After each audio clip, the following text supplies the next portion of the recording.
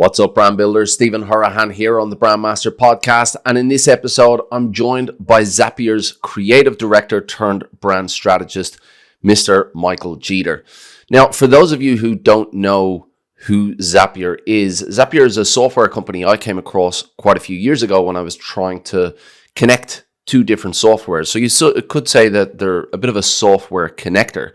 And recently they went through a rebrand. Now, this wasn't just any rebrand. And on the eve of their launch, Russia invaded Ukraine. And unless some drastic decisions were made, they risked being caught up and associated with Russian oppression through symbolism.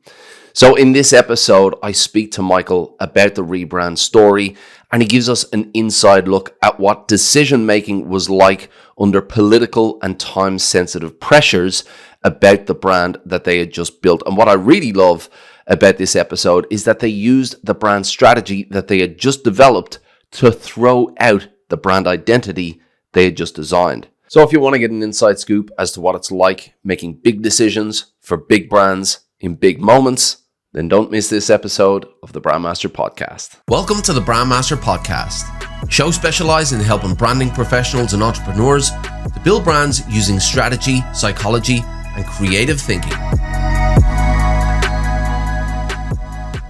Hello, everyone, and welcome to the Brand Master Podcast. And I'm delighted to have on the show with me today, Michael Jeter from Zapier, creative director. And he's been involved in a very interesting rebrand in recent times. And that's why I wanted to bring him on the show today to kind of dig into the strategy behind that, the questions that were asked, the challenges that came up, and what it was really like in the boardroom during that time. Michael, thanks so much for taking the time to join us on the show today. Hey, Stephen. Excited to be here. Thank you. Now, Michael, I'm sure most of our viewers know who Zapier is. You've got a really important role over there, and that role came into more significant importance in recent times. Why don't you give us a little bit of an overview as to your journey to where you are now and your current role with Zapier? Yeah, we'll do the quick cliff notes. I think early on in my career, I moved to San Francisco to go to grad school before the tech boom, before any of that was kind of a thing, to become a designer. Started a design studio that was solely focused on social issues. My whole thesis in grad school was around can we actually make money in a studio and a business that's around good?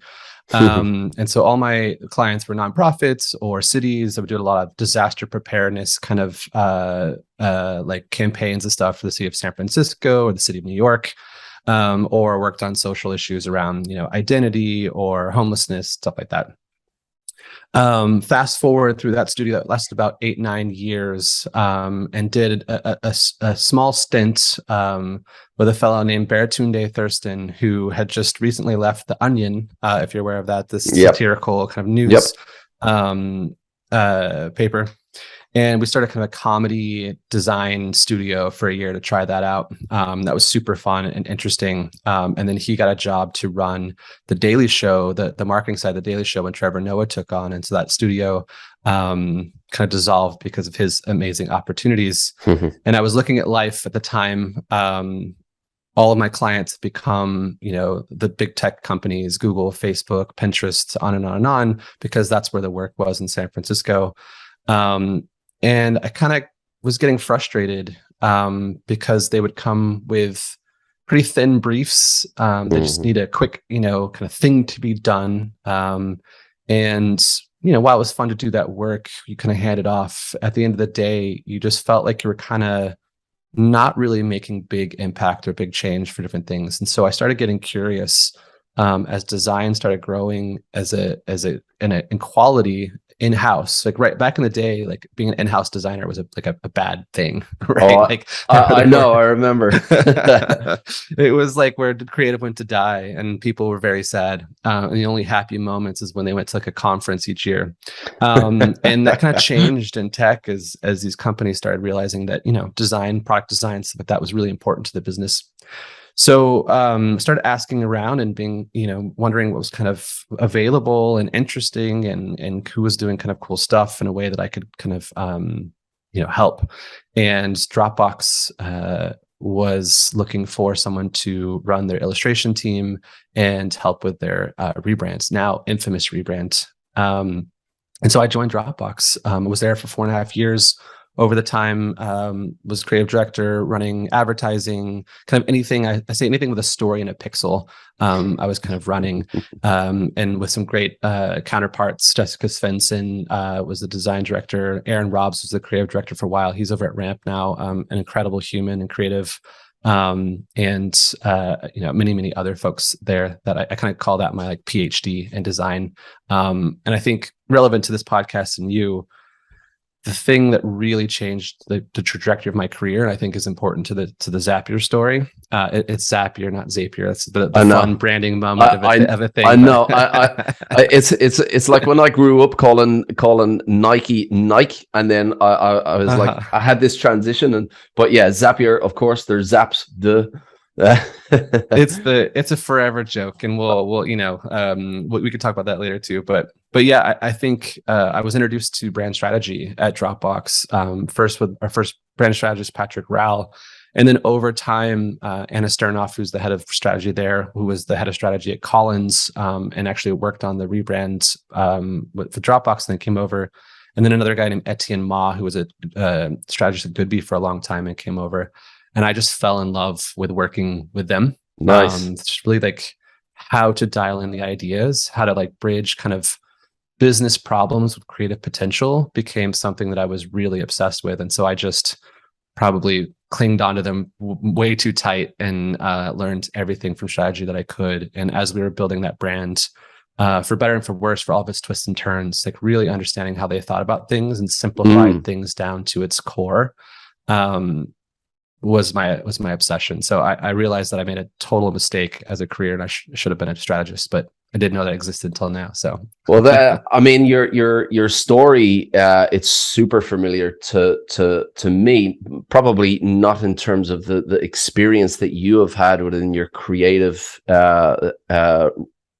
experience in your creative career, but certainly the creative to strategy pathway. And it's the same for a lot of our listeners. A lot of them are pure breed designers, and it's a case of that question comes up, and then it comes up again, and then it comes up again and again, and one question leads to another question, and all of a sudden you've got all of these questions that bring you back to why you're doing what you're doing, and how you can do it better.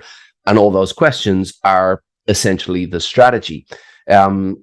So it's great to hear that you've gone on that journey and you've kind of experienced that through these big brands, and obviously, the benefit of being able to work with such great strategists as, dipping your toe in the water. What a great education, to go through there. No wonder you fell in love with it.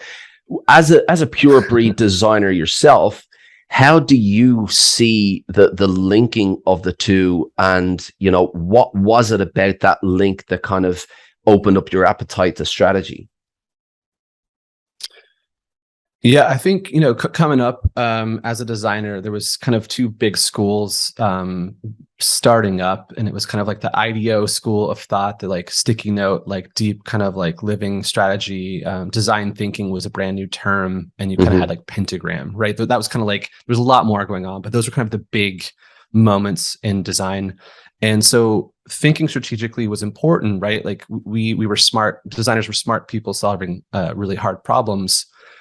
But I think maybe just because I was young, or, maybe it wasn't quite there yet for a lot of companies. But as you started a brief, you always started with a pretty solid strategy, right? The brief was clear. But I always kind of call it's like Breaking Bad, like you keep making a series of decisions that lead to other decisions. And then all of a sudden, 6 months or 3 months or whenever the deadline is, you have something that's very, very different that you wanted to do or should have done or solve the right problem, because a series of pieces of feedback or other people would come in and, so you all of a sudden you're Walter White. You got you got a Frankenstein project. Exactly. And that happened a lot. So I think that's really what it is for me, is kind of like making that foundation really, really strong, so that when you build the house, it's not over like in the woods somewhere where, like you're just like, oh, there's a shack over here that you're actually building the house that solves the problem. And I think strategy, or built on sand. exactly, 100%, 100%. Yeah. And so I think that's, to me, a weird thing about me as a designer is that I was actually pre-med in college. I was kind of in a science track. Both my parents, my dad's a chemist and my mom is a veterinarian. Okay. And so I grew up with the scientific process kind of being everything, like it was just grilled into me. And I love it, right? It's just so pure around how to get to truth. Yeah. And so I think that kind of connectivity between strategy and what I love about the scientific process kind of connected, right? So I think that's exactly what we're talking about, the sand or always just testing, right? Is this on sand? Is this on solid foundation? And I found internally at companies, there's this study, I forget who did it, that I always like to talk about, but it's I probably say it too many times, but there was a study they did in a waiting room, and they had an actor and a real person going to the doctor there, and they would do a ding, right? And when they dinged, the actor would stand up, and then the other person, not saying anything, the other person would stand up too because they thought that they were supposed to, right? And they would ding, sit down, ding, on and on and on. Long story short, 15 people in there, none of them are actors anymore. They keep dinging. All 15 people, never told to stand up. They stand up every time they ding because they just kind of do what they were told, or not even told, right? Just what they think socially is correct. And companies are like that a lot of times, where like information transfers around, it may not be true. And so you have these weird kind of pieces of knowledge that are completely false or built off of kind of false understandings. And so that's the other part I love about strategy was it really helped be like, no, what is true and why? And if it's complex, it's usually not true, right? Like if you can find the simple answer, I found a lot of times that's where the truth was found, and it's really hard to get to a simple answer. Yeah, and question. It was a roundabout in a way. No, absolutely, and like you've touched on a few things there that really speak to me. But one thing that I drill home time and again is that branding at the end of the day is about simplicity, and those who are able to define a strategy well for their client are able to take complex ideas and situations and make them seem so simple that it looks like it took 2 seconds to get there. But really the journey to that destination is a long journey. It takes a lot of effort to strip back things so it's so simple that it's easy to understand, and that's where I believe our role is as strategists. It's to really peel back those layers as much as you possibly can, so that whoever is on the receiving end of the message goes, well, duh, that's easy. I get it. It's simple. The more complex it is, the more complex the message is, the harder to understand it is, the less you've stripped back those layers. So, it absolutely speaks to me. And what you said about the scientific process as well, there's so much that we can take from science and psychology in branding, because at the end of the day, we're connecting a business with a person. And, if you understand people, then you're going to be well armed to do that job. I want to get to the Zapier story. But before we get there, why don't you tell us a little bit about what you learned through the Dropbox rebrand and a 10,000 foot view of that story. Yeah. So let's see. There's this. It's a long and interesting story. So what's a good way in? I think for the first rebrand, the kind of infamous one, the one that blew up the design Twitter in a lot of ways, the many colors, the kind of wild and crazy kind of way was really interesting, because the strategy was really, really solid and really, really tight. And that's kind of where I learned that connectivity, right? This our ability to do this kind of really bold and really interesting and really kind of expressive brand, which no one ever sees in tech really, was really built on solid strategy. And so again, Anna Sternoff running that stuff when she was at Collins, and Patrick Rowell on internally, we, from a research perspective, really understood that the core user or the super user of Dropbox was a creative and marketers, right? They used the most files, the biggest files. They connected with folks. They shared files with people who weren't Dropbox users. Like these were the evangelists of the world of Dropbox. The reason Dropbox was successful was because of that audience, right? And so we were able to kind of really connect that strategy to the work and make something that showed our audience that we saw them, right? And kind of built something around creativity and for creatives that was really interesting, that was also strategically built to invite others to feel like they were part of a creative process. Because, you know, when you're creating files, when you're making something, you're either writing something or doing something, whatever it is content, right? That you're kind of storing to some degree. And so you're making something. So that connection was really wonderful. I think what I learned in the rebrand there, though, that kind of connects, is that companies and the people inside of companies change a lot, right? We have the classic like CMO last maybe 2 years on average, right? And a new CMO has a completely new idea. New leadership has new ideas on where the business can go. And one of the things that didn't work for me, at least as I was kind of building work over time with the brand, was that change, right? As different kind of needs changed, we pulled away from the creative audience a little bit because we had, you know, different business kind of growth objectives, and the brand wasn't able to really mold into all those places. It became kind of watered down because it wasn't set up for success to be kind of modular in that way. It didn't have that solid foundation. It had a solid foundation. The foundation kept moving. And I think that that's a really important part that we're learning about tech companies that I think classic strategy didn't quite have. A lot of companies set their foundation and go. Tech companies have to, you know, technology is always changing. Things are always changing. Like, you know, this AI stuff that's coming out tomorrow, we're going to be making entire movies in AI. Like, that's insane. We couldn't have guessed that even 2 months ago. So it just is always kind of changing. And so when I came to Zapier, realizing that again, it's going to change the way we build companies and the way we use the internet. Like, this no code thing is my 12-year-old son can build Twitter on bubble.io now, right? Like, that's insane. And that's just changing and changing and changing every day, right? So I think that's the kind of through line connective tissue there, is like, how do you build a brand and a strategy and a visual identity system that knows that change is inevitable, that can still have that simple consistency that is understandable, ownable, identifiable. And so we went through a refresh at Dropbox that kind of simplified the viz in a lot of ways.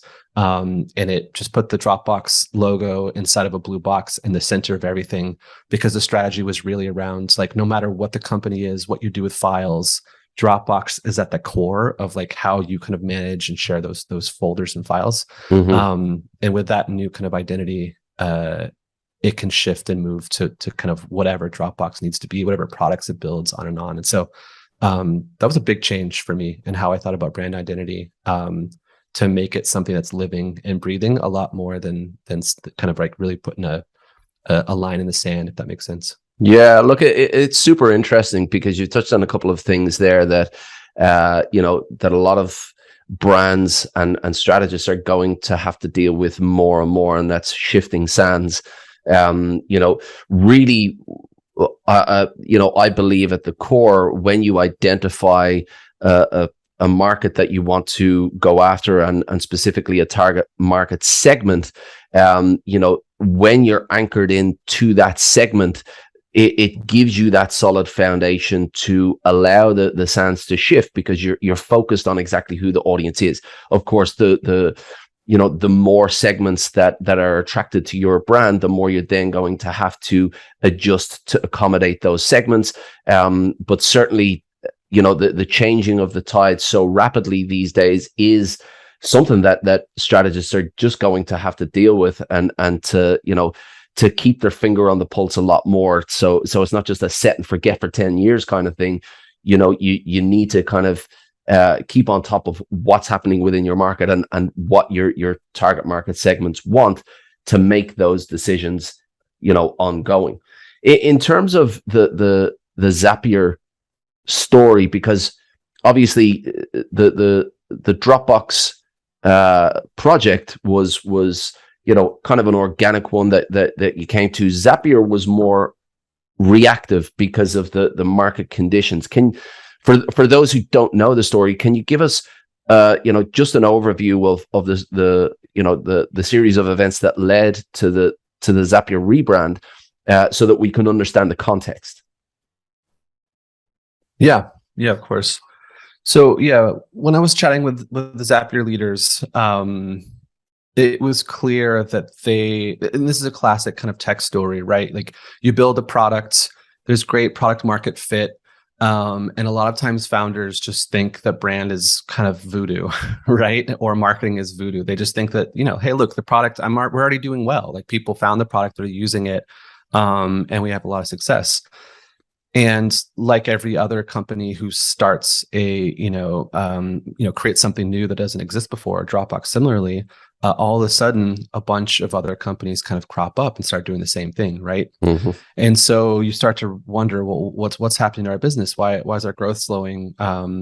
And founders generally start kind of understanding, like, oh, that's what brand is, right? Mm-hmm. Brand is really about how folks can understand who we are, why we exist, what we're for, and feel connected to us. And so the company had made that a number one priority for the year. Had the budget, had the backing, and all that kind of stuff. And so that's when I decided to join the company. I was like, okay, you guys are in, right? There's never been a creative director before. There wasn't a brand studio. There was 2 brand designers that were just trying to triage all of the thousands of requests of one-offs to come in and whatnot. And so the company really just didn't have a brand muscle at all.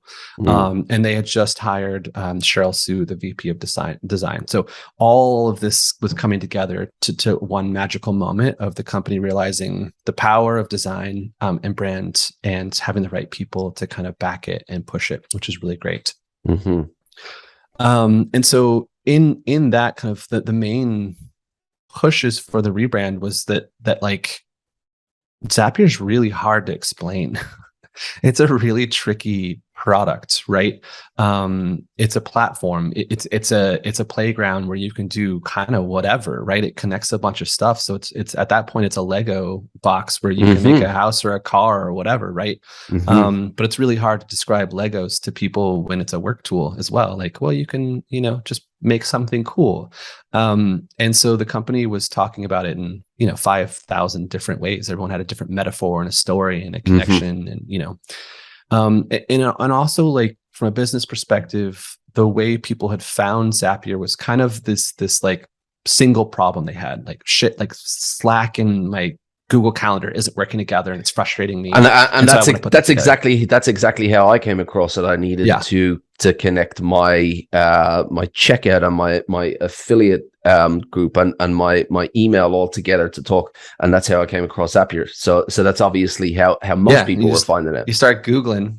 Yeah, and you start Googling. You're like, how can I possibly do this? And Zapier's really, really good at. They have this whole entire system where they spin up landing pages for all of those possible connections. For every partner that we have an API, there's just like this backend that kind of makes a web page that shows you how you connect those. And so when you Google it, you actually find it, and you're like, oh, cool. There, it's brilliant. Early days, like finding that product market fit again was all about that. But long term, the power of Zapier is much, much bigger. And its ability to change the way we work and the way our productivity is and the way we kind of connect to our customers is so much bigger than just these, like, what they called the duct tape of the internet for a long time. And so they kind of knew as they were growing as a company, right? They got to a moment where, like, the future of Zapier is pretty big, but no one can kind of see it from our brand. But the cool thing for me was when I was kind of doing research, going on Twitter, looking at people, the audience, the users, they knew that. They were talking about that online already. They're like, oh, I did this and I connected this and I can pull together, like you said, your stack, right? Your work stack. Like, that's not a term that Zapier ever has used. But the entire internet that's how they talk about it, right? And so there was this really interesting kind of moment where I was excited. I knew the brand could be the leader of this kind of no-code automation thing. It was set up for success. The people expected that of us already, and we just needed to kind of deliver that and kind of hold a mirror up to that excitement that already existed. And so for me, I was like, we can actually build something meaningful. And that's when I decided to kind of join the team and kick off that work. And so, yeah, I mean, there's a crazy story in there, right? There's this, we actually rebranded and rebranded again. But in the first iteration, we worked with Instrument in Portland, who I worked with a lot at Dropbox, just a great design agency. Shout out to Jack DeCallaway and Beta Calhoun. And we spent about 3 or 4 months with them, I believe, kind of building out the strategy, the viz, everything like that. And then internally from there, kind of expressing it across the company. It took about 8-9 months. And about 2 weeks before we were going to launch, code was frozen, everything was done. We were high-fiving, planning vacations. Supposed to launch on March 26th, which I remember vividly because my birthday is March 24th. So I was like, happy birthday to me. Let's go do this. It's exciting. About 2 weeks in advance, Russia invaded Ukraine, and it started showing up that they were using a Z as the symbol for pro-Putin aggression in the war. And our logo was a giant, we called it a chonky Z. It was this big electric cool Z. And this is where strategy really gets interesting, strategy and values, right? Because we spent so much time understanding our values, where we got to a point where we're like, should we be worried about this, right? And a really interesting conversation amongst Cheryl, myself, Moody, the CMO, and the founders, Wade Foster and Mike Knoop, and just kind of like, what does this mean? And it was really a gift in disguise, because I got to watch founders understand the power of a graphic symbol. You know, like they had to grapple with it, and usually founders don't ever have a chance to truly take to heart the power of design. You know. And so this was kind of this moment where they're like, we're about to have our first company retreat after COVID. Like we all get together because we're a fully remote company. Zapier's been remote always. And so we're all excited to get back. And Wade goes, what's going to happen when 500 people are wearing giant Z's on their chest when they show up in an airport? Wow. Right. And that just vision in your mind, right, just goes, yeah, I mean, we knew it was wrong in so many ways, but and we were kind of talking back and forth about what it meant strategically and all that kind of stuff. But that vision was just such a powerful story in everyone's heads. We're like, yeah, you can't do that. It's not going to work. Well, yeah, that's I mean, just the weight of such a decision, because after such a long project and with so much budget put into something for the very first time, you know, you're there to deliver and you know. And then you've got such a big, heavy decision like that to throw out what you had done. I would imagine a lot of it would have needed to be thrown out. But the power of that image of all those people turning up to the airport with giant Z's on their t-shirts, it would have been. I mean, that was probably one of the deal breakers at that point. 100%, yeah, 100%. I think that a testament to Zapier and the leadership, the values are strong, right? Which is, you have to have strong values to get that core brand. But for them to stick to their values around that, you know, that like Zapier is for good things. It's for building things, right? It's a really kind of progressive company that's wants everyone to be included into the future of kind of success in the world. And for the values to show up amongst throwing away that money, throwing away that time, throwing away the effort, and just, you know, it was really a powerful moment, I think, for the company to see that like we stand by our values and that we mean something. And so I think more than anything, that will be the success of the rebrand moving forward internally, that like the whole company is galvanized around a really meaningful decision. Well, I mean, what I love about that is the fact that in going through the process of building the brand, you then had the tools to make the decision to throw out the brand identity, because the strategy was so solid and the brand knew who it was, that changing your clothes doesn't mean that you're changing inside. And that's what I love about strategy. When a brand knows who it is, then that's your true north, and decision making becomes so much easier. Is that what you guys felt, that you had something now that you had taken the time to develop, and you were able to make that decision more confidently? Yeah, I think so. I think we understood where the company needed to go and what it needed to stand for really strongly. I think it kind of knew, the company knew, at the core of who it was. I got it built. But the strategy for the brand could really give voice to that and really give clarity to that, and kind of bring, a real clear understanding. What if we launch for this and people take it as something else? It's really the opposite of what we need to be. But I think also, we have people that work in Ukraine for us. We have people that work in Poland. We have people that work kind of all over the world. That even at that side too, right? It wasn't just happening to Ukraine. It was happening to Zapians. And so there's just a deep part of that as well that just, it made it pretty clear. Yeah, no, it's great to hear from the inside, what went on, and that decision making process. Now, I know that you have a hard stop in a little while, but I want to squeeze in a question before I let you go that I believe will be super valuable to our listeners, and that would be really around the questions that were asked internally to guide your decisions and to make that change. What were those questions that came up that made you think, this is the right decision, because there's no way that we can follow through on that? What were those questions that gave you that clarity? Yeah, I think with any process, right? Let's just take this down to the design process. With any process where you have a problem to solve, you start to do research, right? And so we're so close to it. The knee-jerk reaction to when we first started seeing the Z being used is this is fine. Really different. Yeah, right. It's a very different Z. No one's going to connect that Z with our Z. It's going to be fine. Right? It's fine. And we were like, we're good, whatever. And what's funny is the same conversation happened over and over and over again. So I reached out to a lot of friends of mine who are leaders in the industry. This woman, Dee Gordon, she's like the brand strategist to end all brand strategists. She's literally the inspiration for the book, The Tipping Point. Okay. And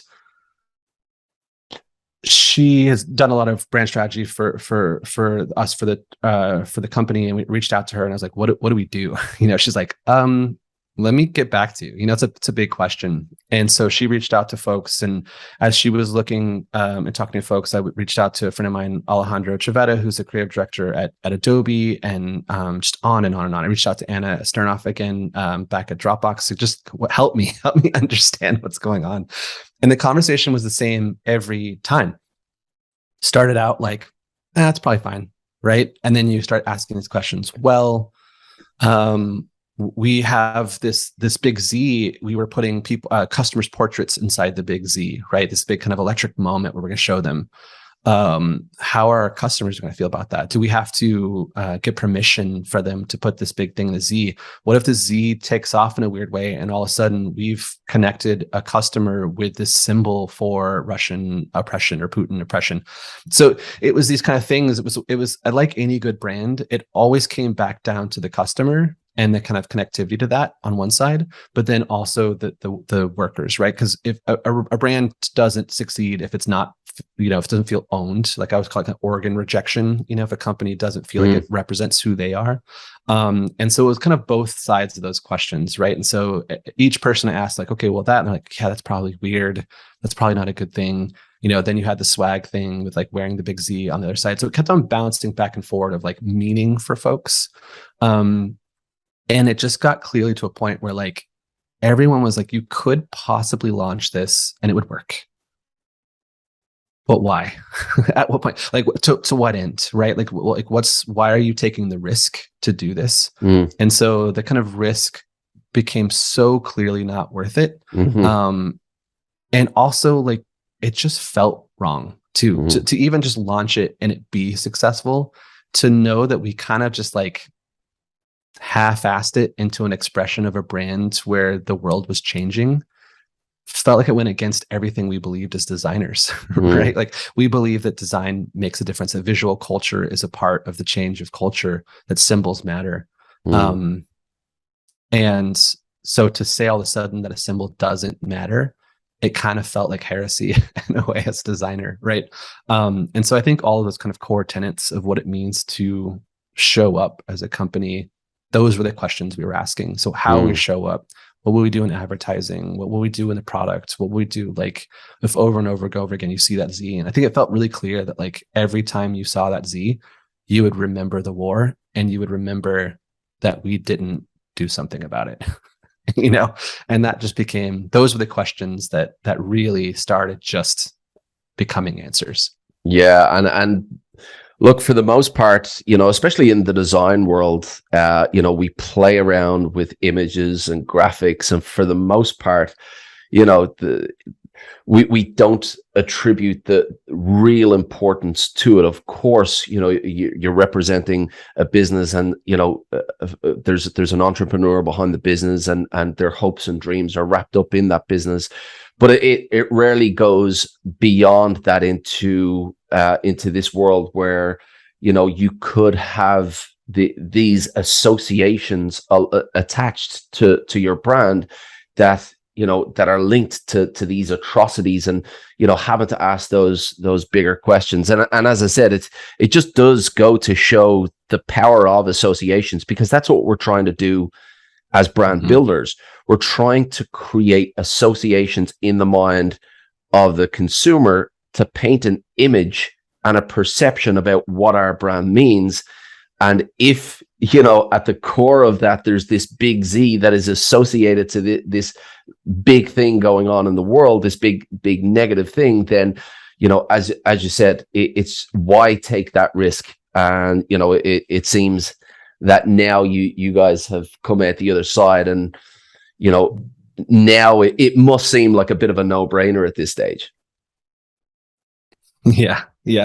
I think what you said really resonates. I like to tell folks that on my team, that once you understand, or that everyone you're working with understands, that you're dealing with a really irrational, emotional animal called a human, branding starts to become quite rational, right? So a lot of times you're trying to express and tell people why brand matters.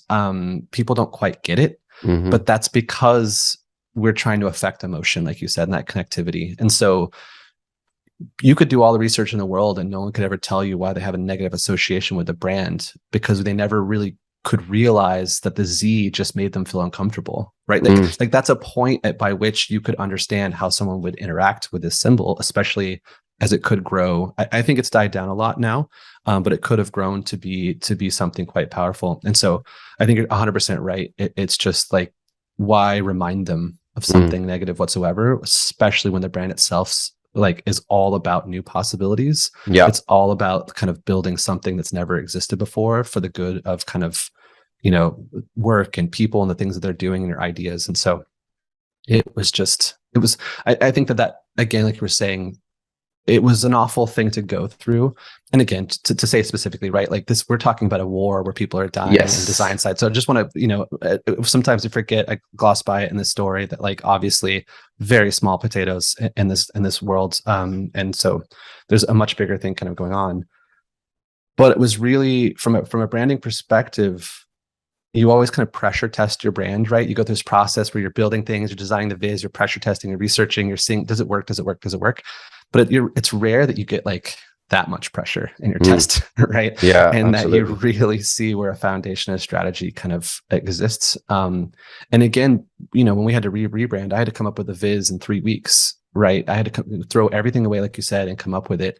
The strategy was solid and sound, but the only reason we were able to do that was because I think we saw it was pressure made diamonds in that moment. We really saw what it was, and that this ultimately, it's a platform for possibilities, and that needs to be what the entire brand's about, right? We need to kind of reduce the entire system down to being just about supporting what's possible. And that's why we kind of reduced it down to that orange platform that kind of anything can exist above.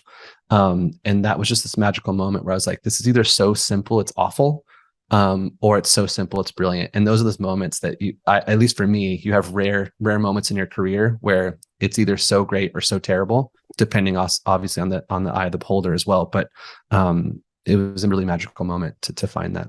Well, it's exactly what we said before about simplicity.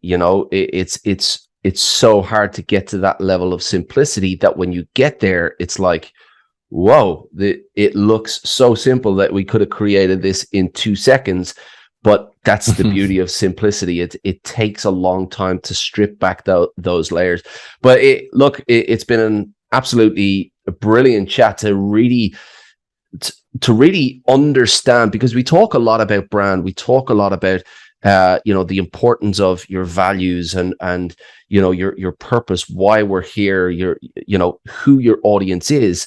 And, I drill that again and again and again, but you can see that when that foundation is solid and you have these crisis moments come up in your brand, or you have these big decisions that need to be made, if you have a compass that works and you have your true north, those decisions become so much easier. So it's been an absolute pleasure to hear from your side of things, behind the scenes, what went on during that rebrand. Thank you so much for taking the time to join us on the show today. If anybody wants to reach out to you and if they have any specific questions about Zapier and more about the strategy that you came up with and where you guys are going, what's the best place that they can reach you on? Yeah, it's a good question. People seem to find me either way, through LinkedIn or elsewhere. But my Twitter is at highly doctored, and that's probably an easy way to get to me, to kind of chat about these things. Beautiful. Well, Michael, as I said, once again, thank you so much for sharing that story with us, and I'm sure I'll see you in the tweets. It was such a pleasure, Stephen, and thank you for having me again. It was I would love to have more of these conversations with you in the future. Absolutely. Thanks, Michael. All Cheers, right. Mate. Bye-bye. Bye. We really hope you enjoyed today's episode. Thanks so much for listening. If you want to learn more brand strategy techniques to level up your skills, make sure you check out brandmasteracademy.com. There's plenty of free resources and premium content for you to download and get you going. If you'd like to join our Facebook group full of like-minded brand strategists, all learning from each other, then find us by searching for the Brand Strategy Community, where you can find exclusive content for members as well. If you enjoyed this content, please be sure to give us an honest review on iTunes, Stitcher, or wherever you listened, and make sure you tune in for the next episode of the Brandmaster Podcast.